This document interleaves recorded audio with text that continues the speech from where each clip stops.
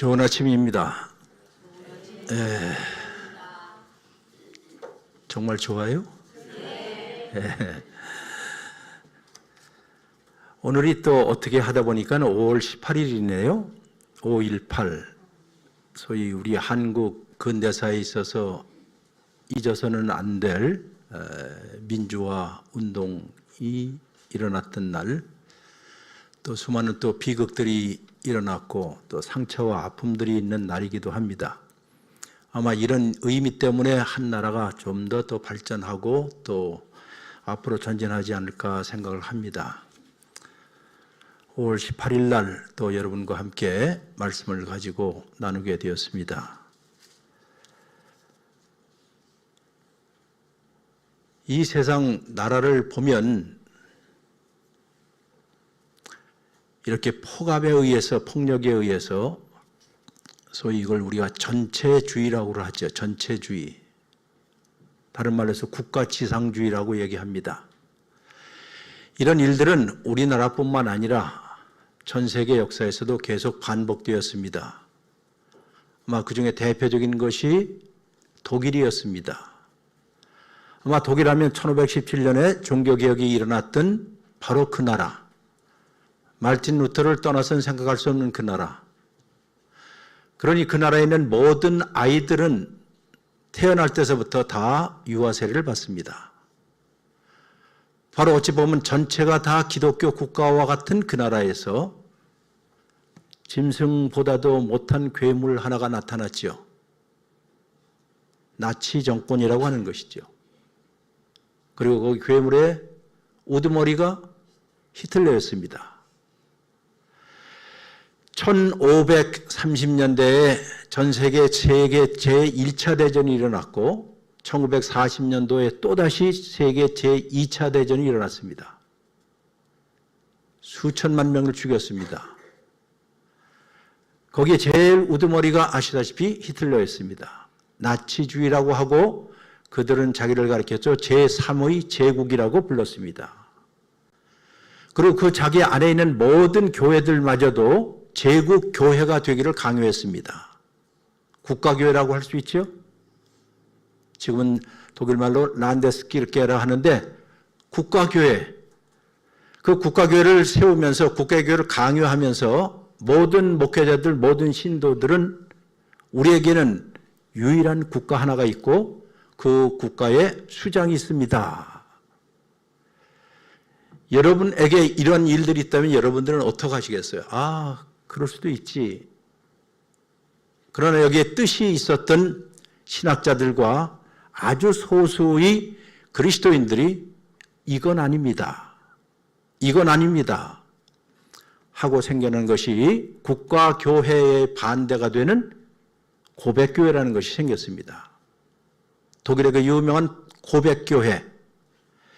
그 고백교회의 대표적인 학자들이 있었어요. 아마 여러분이 어디서 들으신 칼 바르트라는 유명한 학자도 있었고, 그리고 1945년도 4월 달에 교수형으로 히틀러 때문에 교수형으로 죽어간 본 회포라는 사람도 있습니다. 이것이 바로 근대사에 있어서 가장 비극적인, 한 지도자를 잘못 세워서 그 지도자가, 괴물 같은 지도자가 우리 국민들, 우리 독일 사람들, 우리 아리안 계통의 이 사람들, 이 백인 우월주의 이런 것만 최고야. 그러니 저 지저분하고 인종적으로 더러운 유대계는 인종을 말살해야 한다 해서 시작된 것이 인종말살 할라코스트라고 부르는 것이에요. 대학살이라고 부르는 것. 그리고 그때 2차 세계대전 당시에 600만 명이라는 유대인들을 학살해서 죽였습니다. 아마 유럽에 여행을 가신 분들 있으면 폴란드의 아우슈비츠라든가 독일의 다카 같은 데를 꼭 한번 가보세요. 인간이 어떻게 이렇게 악마가 될 수 있을까? 인간이 어떻게 짐승이 될 수 있을까? 그리고 그 짐승과 그 당에 의해서 한 국가가 이렇게 몰락할 수 있을까? 아마 600만 명을 쏴 죽이거나 독가스실에 집어넣었을 때에 거기에 있었던 독일 군인들, 그 사람들은 어렸을 때 다 세례를 받았던 사람들이에요. 한 사람도 빼놓지 않고. 우리 그리스도인들이, 여러분들이 믿고 생각하고 바라고 생각하는 것이 무엇입니까? 그저 이 안에 들어와서 나만의 안족, 나만의 안위, 기쁨들, 즐거움들, 소위 우리가 말하는 은혜만을 추구하는 사람들입니까? 아니면 여러분과 내가 살고 있는 이 온 우주와 온 세상이 하나님의 것이고 하나님이 주권자라고 한다면 여러분과 제가 충성을 바쳐야 할 분이 누구인가 하는 것이에요. 신앙 고백이라는 게 그런 것입니다. 그래서 신앙 고백 교회가 생겨났어요. 고백한다는 말.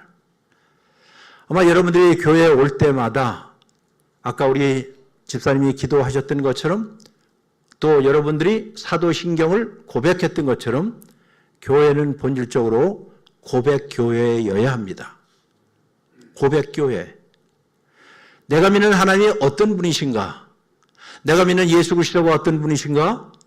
내가 믿는 성령님이 어떤 분이신가에 대한 고백들이 있어야 할 것이고 그 고백은 우리의 삶의 변화무쌍한 다양함에도 불구하고 일편단심, 즉 한 조각의 붉은 심장을 가지고 고백하고 헌신하는 것이 고백교회의 교인들의 태도입니다. 조금 전에 기도하셨을 때 우리는 결코 이원론적으로 사는 사람들이 아닙니다. 교회 안에서는 교인이고 세상에는 세속적인 것대로 하는 것이 아니라 세상과 이 교회가 다 하나님의 주권 아래에 있다는 것을 확실하게 믿고 사는 사람들, 이게 진짜 고백교회 교인들이에요. 여러분들 사시면서 이러한 그것이 우리 민족의 불행이었든지 독일 민족과 전 세계의 불행이었든지 간에 이런 일들을 겪으면서 아, 이 세상에는 정말 요동치는 세상이구나. 변화무쌍한 세상이구나. 어디에 우리가 우리의 삶의 중심을 두어야 할까 할 때가 정말 많이 있습니다. 살면서 젊은이들은 매 순간순간마다 결정을 해야 하고 선택을 해야 하고 여러분도 사시면서 매 순간순간마다 이 길로 갈 것인가 저 길로 갈 것인가 하고 결정을 하는 순간들, 선택의 순간들의 모음이 우리 인생이라고 할 수 있어요. 더더욱이 다른 사람이 아니라 그리스도인이라고 한다면, 즉 예수 그리스도를 우리의 주님으로 우리의 왕으로 섬긴다고 한다면 여러분들의 모든 판단과 여러분들의 모든 선택의 기준 가운데 누가 있을 것인가 하는 것들이에요. 이런 거 아니면 우리는 많은 경우에 썬데이 크리스천이 되거나 그저 명목상 그리스도인이거나 아니면 종교 행위를 즐거워하는 사람들의 모임밖에 되지 않겠지요. 오늘 여러분과 제가 읽은 하나님의 말씀은 시편 27편입니다. 읽기는 제가 4절만 읽었어요. 원래 읽으려면 전체 다 읽어야죠. 여러분도 아시다시피 시편이라고 부르는 이것은 신앙 고백 문서입니다. 달리 말해서 설교라든가 예언서라든가 성경에 있는 다른 모든 부분들은 위에서 아래로 여러분과 저에게 하시는 하나님의 말씀이에요. 그러나 시편 같은 것은 그 하나님의 말씀에 대해서 이 세상 살면서 여러분과 제가 고백하는 내용을 담고 있는 것이 바로 시편입니다. 따라서 이 시편들은 한 공동체가, 한 신앙인들이 이 요동치는 세상 가운데서 무엇이 선한 것인지 무엇이 추한 것인지 결정하기 헷갈리는 세상 가운데서 자기의 신앙을 고백하는 것이에요. 조금 전에 여러분 사도신경을 고백했지요? 했잖아요. 죄송한 얘기지만 많은 사람들이 주기도문에서 가운데 두 글자를 빼놓고 주문처럼 외우거나 사도신경을 그저 영혼 없이 그냥 암송하는 경우가 있습니다. 저는 교회 예배에 참석하면서 여러분처럼 평신도처럼 이제 은퇴한 지가 꽤 오래되었기 때문에 이렇게 설교하러 나가지 않는 이상은 여러분처럼 예배를 드립니다. 그리고 예배 드리는 순간에 가장 두 손을 불끈 쥐고 고백하는 시간이 사도신경이었어요. 왜? 나는 전능하사 천지를 만드신 하나님 아버지를 믿습니다 라고 할 때는 여러분과 내가 살고 있는 이 온 세상이 이해할 수 없고 도무지 예측할 수 없는 불안정한 세상 속에서도 정말 하나님이 이 세상을 통치하시고 다스리고 간다라고 나는 믿습니다라고 고백하는 것이니까는 이 고백은 결코 장난이 아니죠. 이 고백은 사실상 교회당에서 편안하게 여러분이 고백하는 것이 아니라 중환자실에서 사업이 실패했을 때, 가정이 깨어질 때, 그 한복판에서, 풍랑 한복판에서 나는 정말로 하늘과 땅을 지으신 창조주 하나님을 믿습니다 라고 고백할 수 있는 그리스도인들이 이게 진짜예요. 고백은 편안한 종교센터에서 하는 것이 아닙니다.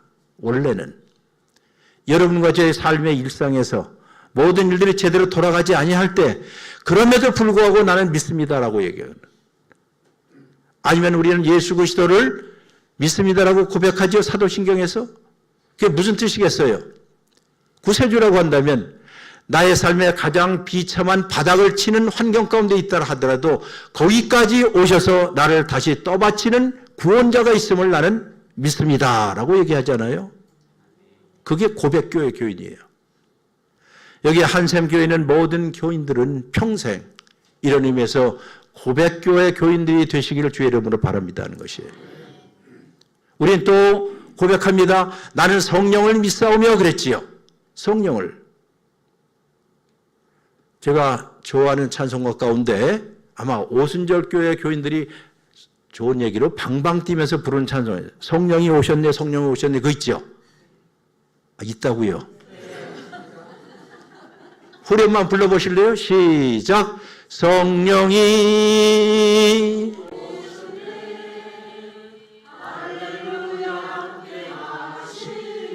스탑. 네, 이때까지는 아주 방방 뛰면서 하잖아요. 성령이 막 박수 치면서. 근데 그 다음 구절을, 그 다음 소절을 한번 불러요. 조용히 시작.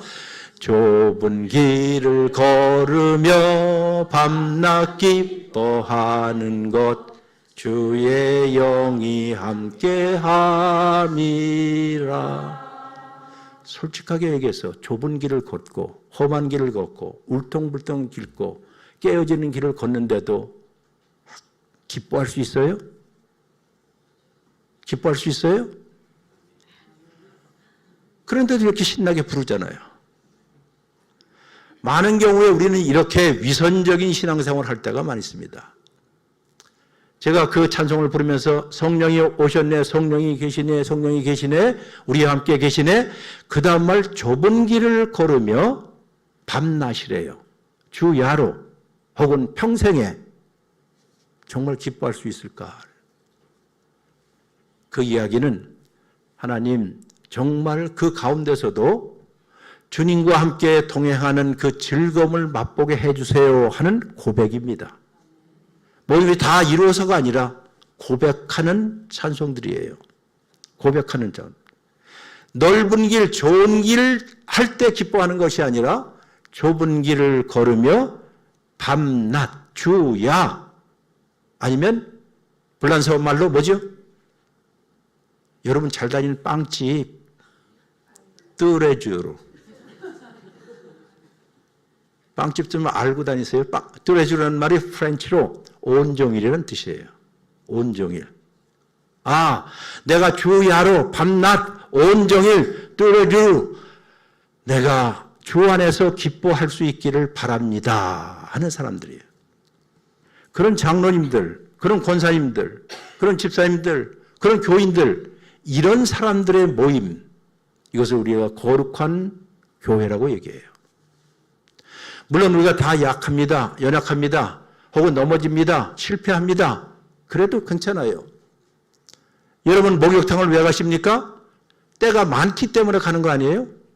때가 많다고 해서 미리 때를 닦고 가는 사람 봤어요? 아니죠. 때가 많을수록 본전치기 하는 거 아니에요.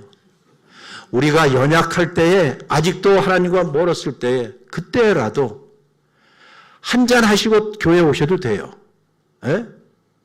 어느 사람, 술, 담배 하지 마시고 오세요. 뭐 하지 마시고 오세요. 교회는 그런 데가 아니지요. 술, 담배 하셔도 돼요. 어디만 오라고요? 우선 교회 오세요. 한 번은 예수님께서 어느 사람을 고치려고 하는데 그 아버지가 이 아들이요. 아들이 물에도 넘어지고 불에도 넘어집니다. 우리 아들을 고쳐주세요. 이렇게 그냥 간절하게 했어요.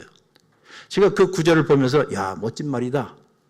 그렇지, 예수님께 올 사람은 물에도 넘어지고 불에도 넘어지는 사람. 물에도 넘어지고 불에도 넘어지는 사람. 안 그래요?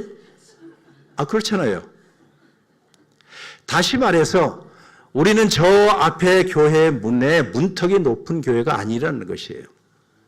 누구든지 구원자가 절실하게 필요한 사람들, 삶을 살면서 요동치는 가운데서 중심을 잡지 못하는 사람들, 그런 사람들이 필요한 데가 교회예요. 왜냐하면 우리는 구원자가 필요하기 때문에. 구원자가 필요 없는데 여러분들이 왜 교회에 나오십니까? 그건 아니잖아요. 구원자가 필요하기 때문에. 여기에서 우리는 절실한 신앙이 필요하다는 것이에요. 하나님, I need you. 찬송가 가운데 나 주께 왔사오니, 원래 그 찬송가가요, 나 주께 왔으니 복 주시옵소서 하는 찬송가 아니에요. 원래 원문을 보면 제목이 I need you every hour. 주님, 나는 매 시간 당신이 필요합니다. 당신 없이는 못 삽니다. 당신께서 나의 삶의 방향을 설정해 주시고 나와 함께 풍랑 많은 이 항해 가운데 함께하여 주옵소서 하는 절실한 심정을 가지고 부르는 찬송가가 그 찬송가예요. I need you. 나는 당신이 필요합니다. 언제요? Every hour. 매 순간순간 필요합니다. 이것이 마치 절규처럼 고백처럼 들려지는 교인들, 이런 사람은 두세 사람만 모여도 이 세상이 흔들 수 없는, 세상이 감당치 못하는 사람들의 모임들이에요. 오늘날 한국교회는 허세가 많고 거품이 많아요. 얼마나 크냐, 얼마나 교회가 크냐, 얼마나 멋진 사람들이 많으냐, 얼마나 괜찮은 사람들이 교회 많이 오느냐. 그런 사람들이 교회 나올 필요는 없어요. 구원자가 절실하게 필요한 사람들, 하나님, 내가 당신이 절실하게 필요합니다. 이 세상을 헷갈리는 세상 가운데서 내가 중심을 잡기가 너무 힘듭니다. 오늘 27편이 바로 1절부터 맨 마지막 절까지가 그런 얘기하기예요. 4절만 읽었지만은 4절은 멋들어진 구절인 것 같지만은 한번 몇 구절 같이 읽을 테니까 성경 한번 펴보세요. 27편 2절 읽습니다. 시작. 스탑. 악인들이 뭘 먹으러 왔다고요? 내 살을 먹으러 왔대요. 이런 기도를 드릴 수 있는 사람, 이런 기도를 하고 있는 사람은 얼마나 절박하겠어요. 내 살을 뜯어 먹으려고요. 물론 시적인 표현이긴 하지만 여러분들이 사시면서 이런 일들, 내 살점을 지금 파먹는 것 같이 너무나 힘들고 어려운 가운데 있었을 때 3절 읽겠습니다. 3절 첫 번은 시작. 스탑. 뭐가 왔다고요? 군대가 무엇을 쳤다? 진을 쳤다는 거 아니에요. 캠프를 쳤다는 거 아니에요. 온갖 공격을 다하기 위해서 군대가 막강한 화력을 동원하여서 지금 나 하나를, 우리 교회 하나를 무너뜨리기 위해서 사방에서 포진하여 있을 때라고 얘기하는 거예요. 그런 지금 이 양반이 이 기도문을 드리는 공동체가 편안한 가운데서 드리는 것이 아니라는 것 정도는 아셔야 할 것 같아요. 또 하나 보겠습니다. 또 하나 몇 절 보시냐면 9절을 보겠습니다. 9절 시작.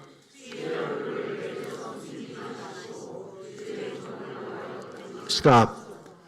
지금 이 사람은 이런 환경 가운데서 하나님이 외면하고 계시다. 에? 하나님이 지금 외면하고 계셔.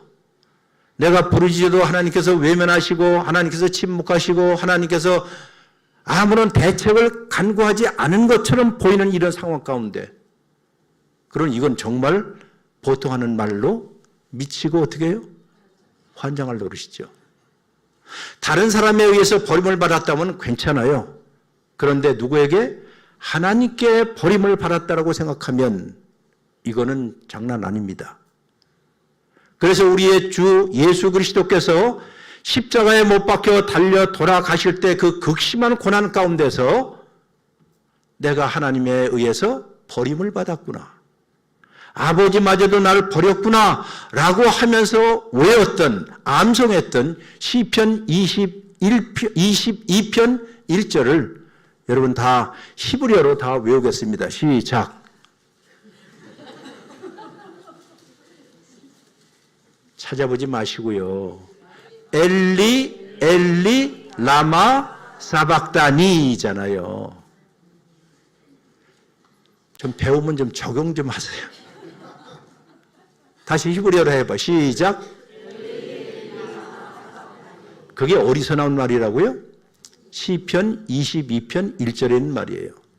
엘리 나의 하나님 나의 하나님 라마 어찌하여 사박다니 나를 버리십니까? 하나님에 의해서, 즉 아버지에 의해서 자기가 배척받고 버림받았다 할 때, 여러분 이 세상 살면서 사람이 가장 비참할 때가 언제일 거예요? 많이 있지만은 누군가에 의해서 어떻게 해요? 버림받았을 때. 에? 그것이 아내든지 남편이든지 자식이든지 누구에 의해서 버림받았다라고 생각할 때, 사실 여기 이제 연배가 높으신 분들이 희끗희끗한 분들이 있는데, 뭐 희끗희끗하고 해서 다 나이가 많은 건 아니지만, 자, 노인이 되면 가장 큰 괴로움이 뭔지 아세요? 외로움이겠지요. 더 이상 내가 쓸모가 없어. 아니면 때때로는 사람에 의해서 잊혀졌다는 말. 견딜 수 없는 것 중에 하나가 바로 잊혀짐입니다. 누군가에 의해서 어쩌자. 그러니까 나이 들면 계속해서 라떼 잡수시는 거고, 라떼는 말이야 하고, 잊혀진다는 게 이렇게 힘든 거죠. 여러분들 교회 안에서 잊혀진 사람들이 있나 한번 생각해 보세요. 가정에서 잊혀진 사람들이 있나 생각해 보세요. 여기 잊혀짐에 관한 게, 여기에 주께서 나를 숨기셨다는 말은 나를 외면하셨다. 나를 기억하지 않는다. 10절 한번 또 읽습니다. 10절 시작. 스탑. 뭐라고요? 내 부모는 나를 버렸다는 말이에요. 나를 버렸다는. 이게 단순히 혈육에는 부모뿐만 아니라 가장 친밀한 관계에 있었던 사람들, 나의 엄마가, 나의 아빠가, 나의 가장 가까운 아내가, 누군가 가장 가까운 사람들에 의해서 내가 버려졌습니다 하는 이 절박한 심정. 그러니 자연스럽게 지금 누구에게 올인할까 이 사람이? 하나님께 올인할 수밖에 없는 상황이에요. 이게 진짜 하나님을 믿는다, 하나님을 고백한다, 하나님께로 가까이 가고 싶어 한다는 절박한 심정을 표현하는 말입니다. 자, 이런 가운데서 오늘 읽은 말씀이 몇 절이요? 4절이죠. 4절이에요. 자, 이 구절의 맨 마지막을 보겠습니다. 27장 27편의 맨 마지막 절 같이 읽습니다. 시작.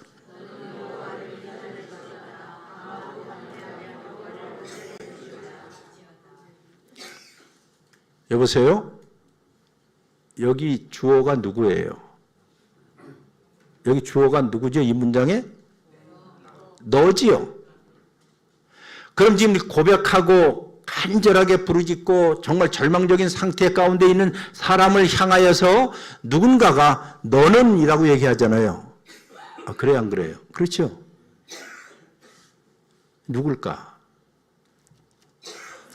이 예배에서 너라고 이야기하는 것이 그 당시에 공동체에서 제사장과 같은 사람.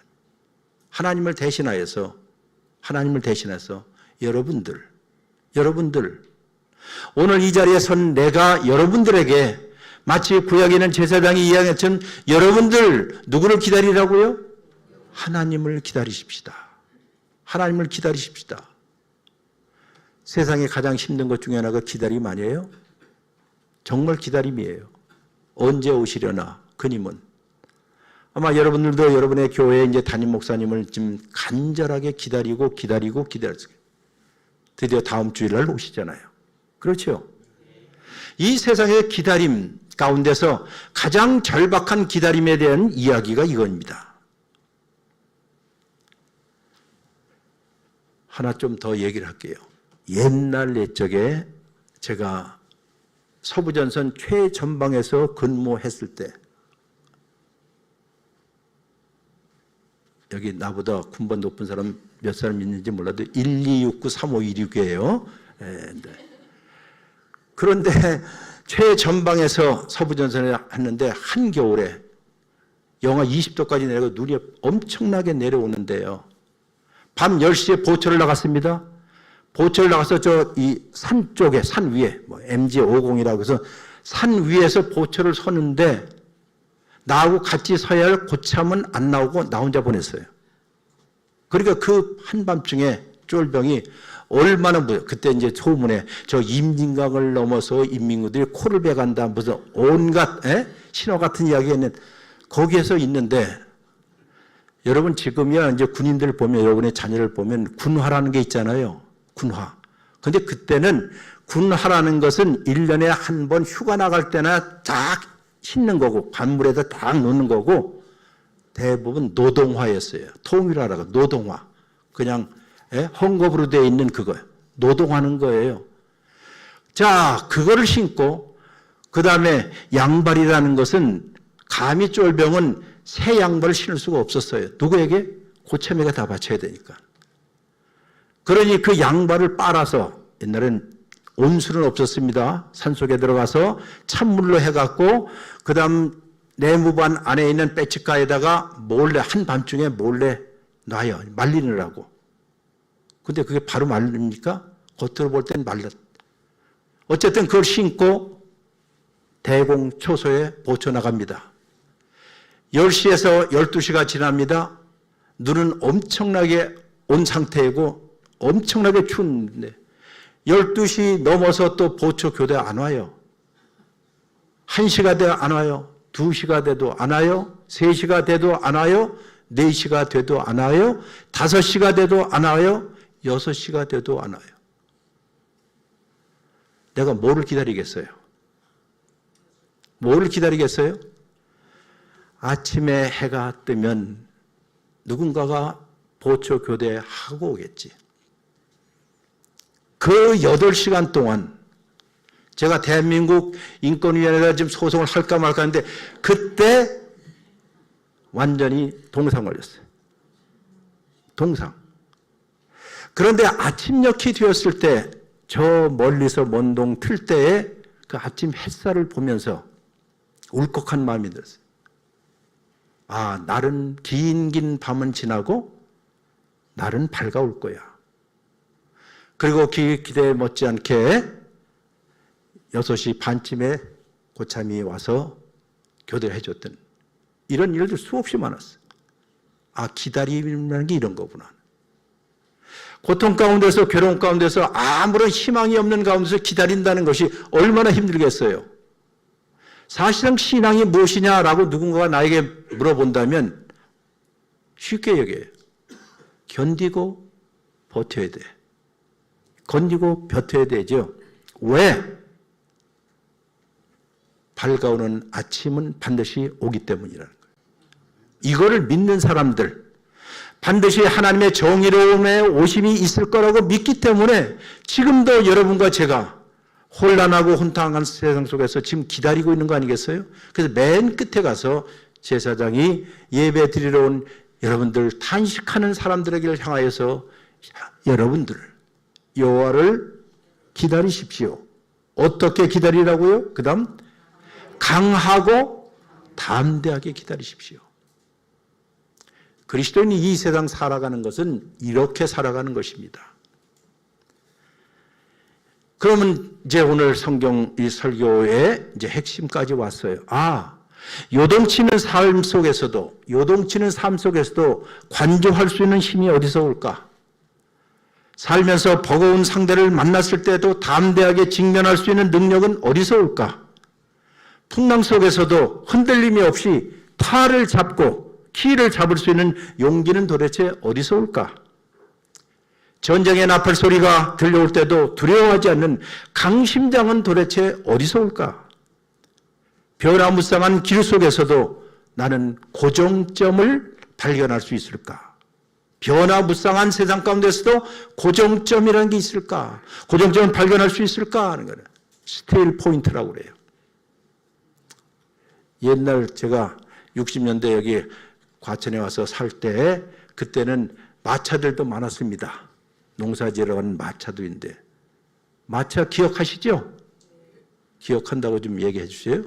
기억하죠? 자, 마차 바퀴를 한번 생각해 보세요. 마차 바퀴. 이 길은 지금 울퉁불퉁해요. 막 울퉁불퉁한데 마차가 굴러갑니다. 그럼 그 위에 탄 사람은 막 요동할 거 아니에요. 자, 그 마차 바퀴의 중심부를 가리켜 중심축이라고 그래요. 중심축. 영어로 허브라고 그래요. 예?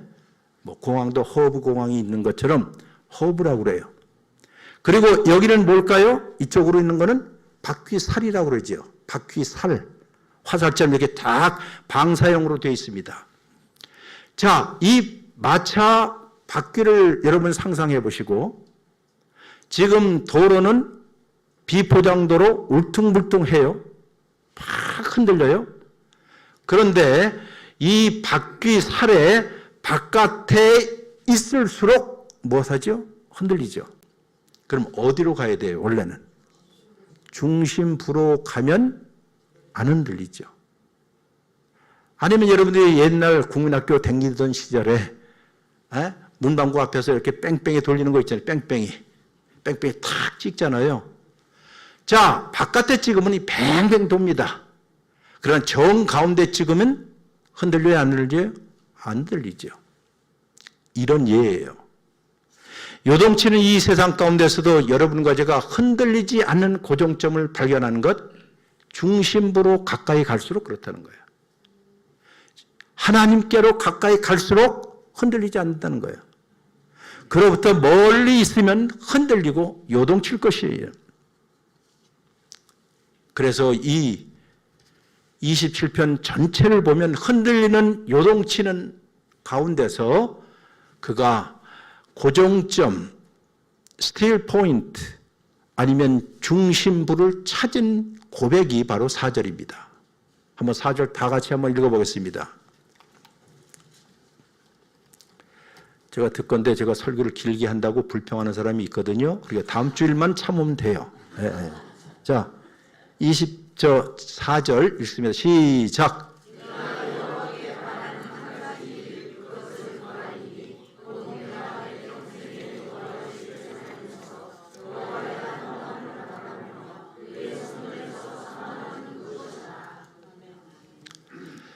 여기 좀 이상하지 않아요? 한 가지라고 해놓고, 그렇잖아요. 한 가지라고 해놓고 몇 가지예요? 예? 저보지 마시고 한번 보세요. 내가 한 가지 소원이 있다고 해놓고 몇 가지 일을 얘기합니까? 3가지 이야기하지요. 3가지. 첫 번째는 하나님 내 소원은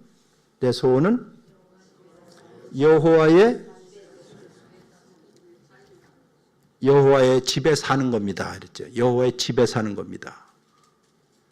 이거 잘못 이해를 하시면 교회에서 하는 모든 집회에 한 번도 빠지지 말아야 된다라고 생각하면 안 돼요. 밥은 좀 빠질 수도 있지요. 52주 다 출석하는 사람 참 훌륭하지만 그렇다고 해서 52주에서 좀 옥수수 빼먹듯이 빼먹어도 하나님도 이해를 해요. 그래, 그런 거 갖고 뭐라고 하지 마세요. 믿어지면 아멘 하세요. 네, 되게 좋아하시는데. 자, 여기에 하나님의 집이라는 말은 여기 지금 얘기하는 교회당이나 뭐 이런 걸 가리키는 게 아닙니다. 하나님이 하나님과 함께 있고 싶어요 하는 거예요. 쉽게 얘기해서 내 삶에 요동치는 세상 가운데 중심부인 하나님과 함께 있고 싶어요. 그러면 흔들려 안 흔들려? 안 흔들릴 겁니다. 이렇게 하나님의 집이라는 말이 그 뜻이에요. 그리고 두 번째는 무엇하고 싶다고요? 여호와의 아름다움을 바라본대요. 이것도 여러분이 국어만 잘 아시면 이상할 거예요. 아니, 요동치는데 도무지 아름다움을 볼 수 없는데 여호와의 아름다움을 바라보고 싶습니다. 그거 아니에요. 그럼 첫째로 여기에 원래 쓰여진 이 단어가요. 히브리 단어가 환상이란 말이에요. 달리 말해서 하나님께서 먼저 못해요? 보여주어야 보지요. 하나님께서 먼저 보여주셔야만이 볼 수 있지. 하나님께서 자기의 나라, 자기의 위대함 이런 것들을 보여주셔야만이 내가 볼 수 있지. 보여주시지 않는데 내가 볼 수는 없잖아요. 그럼 이 전제는 무엇이냐? 하나님, 저에게 당신의 아름다움을 못해요? 보여주세요 하는 뜻이에요. 근데 왜 아름다움이라 했을까? 아름다움. 우리의 삶의 주변을 보면 다 추함, 더러움, 불의로 가득 차 있잖아요. 예? 정치도 그렇고 경제도 그렇고 문화도 그렇고 모든 것이 정말 다 사람들의 탐욕과 더러움으로 가득 차 있어요. 그런데 하나님 뭘 보여달라고요? 당신의 온전함, 아름다움을 보여주세요. 아, 우리 기독교인들은 무엇을 추구하는 사람이다? 아름다움을 추구하는 사람들이에요. 추함이 아니라, 더러움이 아니라, 불의와 부정을 가까이 하는 것이 아니라 여기 아름다움, 다른 말로 해서 하나님의 장대함, 위대함, 크심, 선하심. 마치 창세기 1장에서 하나님의 천지 창조하셨을 때에 모든 것이 정말 아름답고 모든 것이 좋았던 것처럼 하나님 이러한 나라를 저에게 어떻게 해요? 보여주세요. 그럼 내가 숨을 쉴 수 있을 것 같아요. 내가 들이마시는 모든 숨들, 모든 공기들, 미세먼지들 너무 탁합니다. 숨을 못 쉬겠습니다. 들려오는 모든 이야기들을 보면 너무 절망적입니다. 하나님, 저에게 이런 세상을 어떻게 해요? 보여주세요. 하나님이 지배하시고 하나님이 통치하시는 정의롭고 공의로운 이 세상을 나에게 보여주시옵소서. 내가 이 희망을 품고 이 거친 세상을 살아가겠습니다. 이런 뜻이에요. 세 번째 뭐죠? 저를 보지 마시고 뭐라고 세 번째? 성전에서 사모한대요. 이것도 제가 또 전문가니까는 하나 알려드릴게요. 히브리어로 이 뜻은 원래 질문하다는 뜻이에요. 하나님, 내가 당신 무릎 앞에 앉아서 무엇하겠다? 질문하겠습니다. 질문하겠습니다. 여러분 하나님 앞에 질문할 거 많지 않아요? 솔직하게 얘기해서.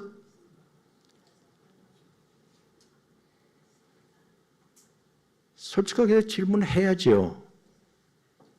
하나님 왜 이런 일이 있습니까? 어쩌자고 이런 일이 있습니까? 나는 이해할 수 없는 일들이 있습니다. 하나님 이건 무슨 뜻이죠? 이것이 그리스도인들이 고백하는 그리스도인들이 갖추어야 할 가장 중요한 파스처, 자세예요. 우리는 종교활동, 종교 행위를 즐기기 위해서 이 자리에 온 것은 아니어야 합니다. 이 질문은 여러분들이 침실에서, 골방에서, 아니면 사업하다가 무슨 일이 잘못되었을 때 하나님 이게 왜 그렇지요? 뭐가 이렇지요? 아니면 좀 더 넓게 봐서 이 나라를 보면서 하나님 이 나라가 왜 이 모양 이 꼴이 됩니까? 라고 질문도 하는 거예요.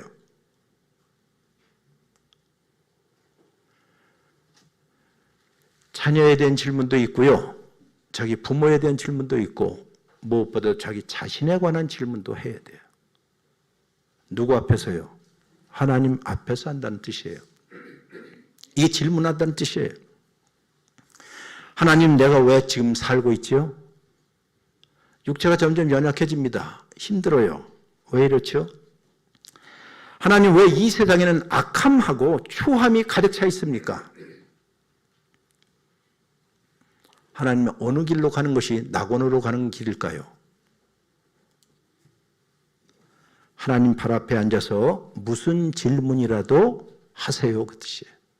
무슨 질문이라도 하세요. 물론 그때마다 하나님께서 그때마다 대답을 하시지 않을 수도 있어요. 그러니 아까 그랬잖아요. 기다려야 할 때. 아, 이런 식으로 하나님이 나에게 응답했으면 좋겠다 하는데 저런 식으로 응답할 수도 있겠죠. 하나님의 노가 나에게 예스가 될 수도 있을 거예요. 아무도 몰라요. 그럼에도 불구하고 우리는 부단히 하나님의 앞에서 못한다고요? 질문하는 거예요. 질문하는 거예요. 그런데 여기 한 가지, 마지막으로 한 가지 더 있어요. 그 앞에 언제 하냐? 여러분 성경책을 읽었으면 내가 한 가지 바라는 그것을 구하리니 곧 내가 그 다음 뭐예요? 동그라미를 칠하면 어디다 쳐야 돼요? 평생에 되는 거예요. 평생에 이 세 가지. 여러분 평생이라는 것이 언제입니까? 내 평생 내 사는 모든 날이라고 말했을 때는 그것은 단순히 삶의 기간, 60년, 50년, 30년, 20년에 관한 그런 산술적인 날짜를 계산하는 게 아니에요.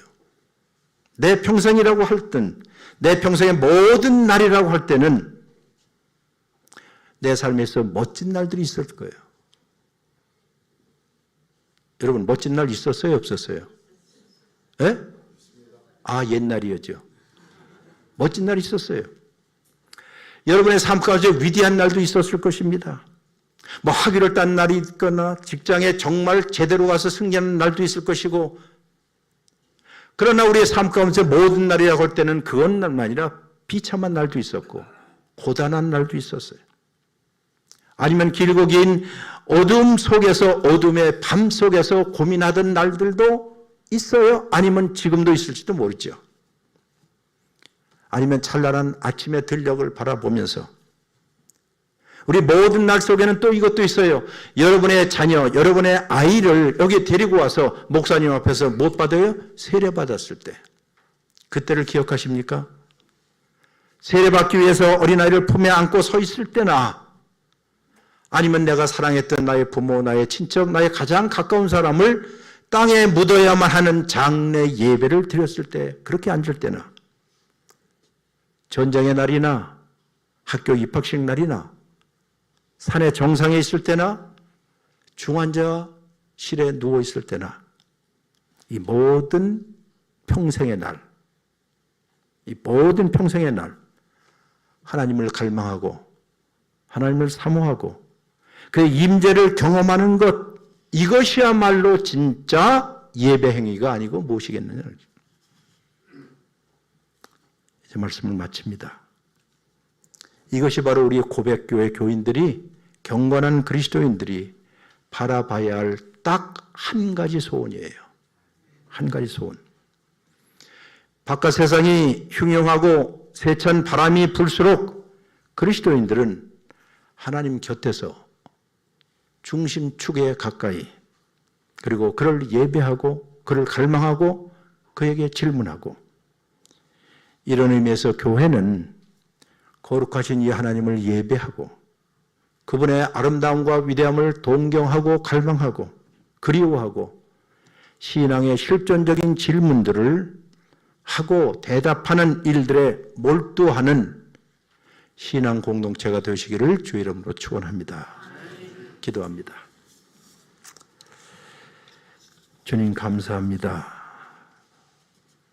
주의 말씀이 우리에게 잘 박힌 못이 되어 우리의 평생 이 한 가지 소원을 갖고 흉흉하고 요동치는 세상 가운데서 이 일을 시행하고 예배할 수 있는 공동체, 고백 공동체가 되게 하여 주옵소서. 예수님 이름으로 기도했습니다. 아멘.